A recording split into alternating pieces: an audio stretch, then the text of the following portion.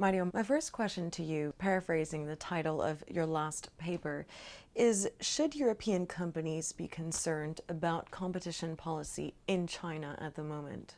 Well, I guess they should. China has adopted its new competition law in 2007, and since then we have seen a wave of enforcement, a bigger wave.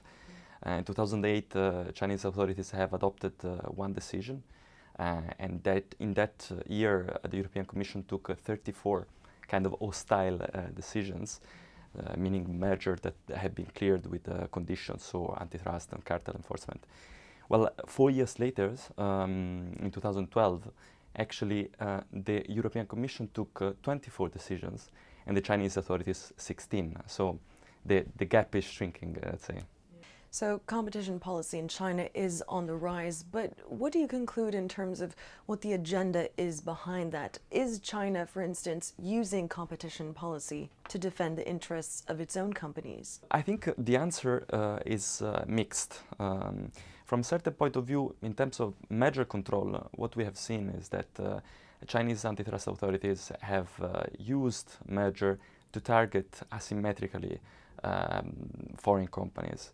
So if you look at the 20 decisions that have been taken, those which imposed conditions on the measure entity, well, all of them concern foreign companies. None of them concern only domestic companies.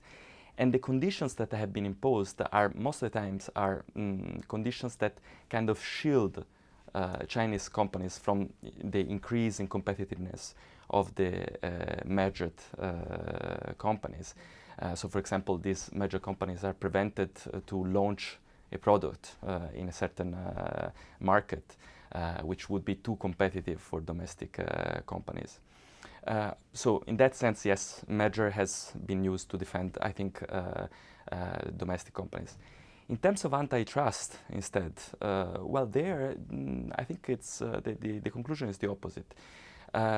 Most of the targeted companies are in fact Chinese. Like 90% of the cartel investigations concern domestic companies. And the reason why Chinese authorities have done so is because they use consumers as main driver for this type of investigations. They have used antitrust to fight, as a weapon, let's say, to fight inflation. So it's not really a surprise that the biggest cartel investigations are in mass consumption products, rice noodles, soya beans, milk powder, these kind of things. You argue that in some cases, Chinese antitrust authorities defend Chinese companies' interest rather than consumer welfare, and you recommend that they change their mindset. Why do you think so? I think, let me give you an example. In one merger, Walmart, New Eye, Walmart was, well, Chinese authorities imposed a condition on Walmart that it should not leverage on the strength that Walmart has in the brick and mortar retail business in order to compete more harshly in the online sale market. Now, this condition is detrimental for Chinese consumers, for sure, because of course, Chinese consumers would have benefited from more competition in the online market. But on the other hand, also in the long term, this condition is detrimental also to the online market in general, because by putting more competition in the online market, you would push also Chinese companies to become more efficient.